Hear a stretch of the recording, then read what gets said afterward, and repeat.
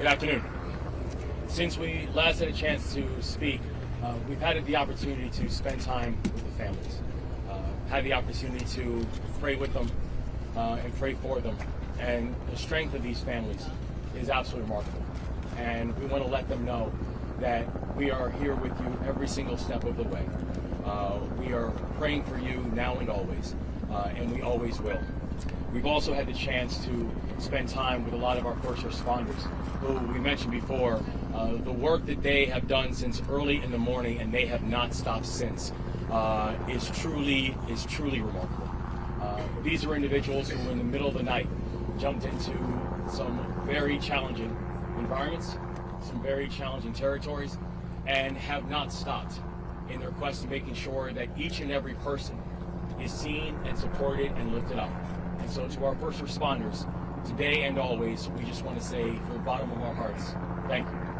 We've also had a chance to speak with both the President and the Vice President, who have been full-throated in their support of everything that we're doing here in Maryland, and we just want to say how grateful we are to them, how grateful we are to the Secretary of Transportation and the Department of Transportation, who, within hours of this happening, I was on the phone with the Secretary of Transportation. I think Secretary Buttigieg has been calling me at 3:30 in the morning. And now he and his entire team have been down here this afternoon spending time looking at the efforts, looking at the damage, and also identifying what they can do to support and help. Can't tell you enough how much we appreciate that, Mr. Secretary. And also, please let the President and the Vice President know from the bottom of our heart how much we appreciate it as well. We've also had a chance to be here with our remarkable Congressional Delegation. From the earliest parts of the morning, our Congressional Delegation has been there throughout.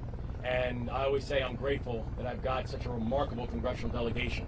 And today, I just have another example as to why I am a very lucky governor to have the Congressional Delegation that I have. And also our state, our local elected officials, Mayor Scott, who literally got a call from the very first thing in the morning. I know you have had no rest in a very long time, sir. And so I want to say how much we appreciate you. But also, it's to the members of the philanthropic community who've been reaching out and offering support.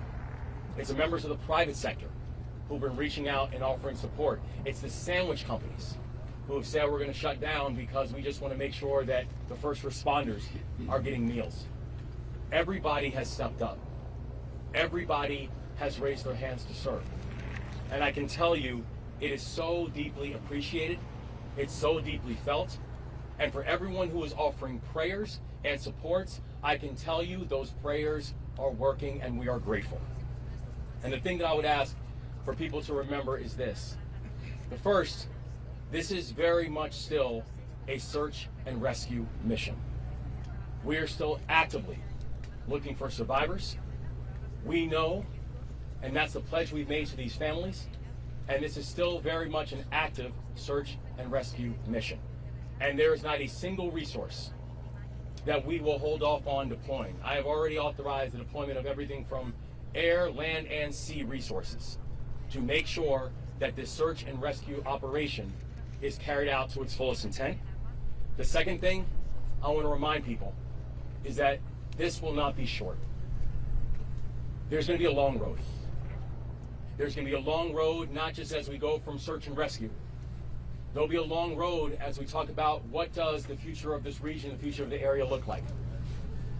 And we're going to need each and every one of you. We're thankful to have partners like what we have in the Biden-Harris administration. We're thankful for the partners that we have in our federal delegation. We're thankful for the partners we have in our state and local leadership.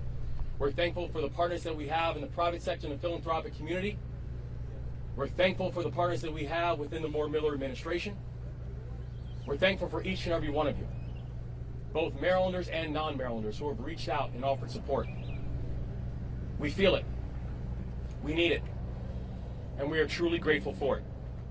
And I think just in this time, this state has been able to show what it means to be Maryland tough and Baltimore strong.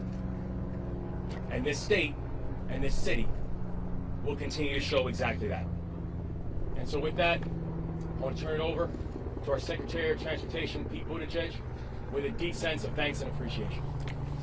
Oh, I apologize. Before I turn it over to Secretary Buttigieg, I want to turn it over to to the dean of our delegation, and someone who has been leading from the front this entire time.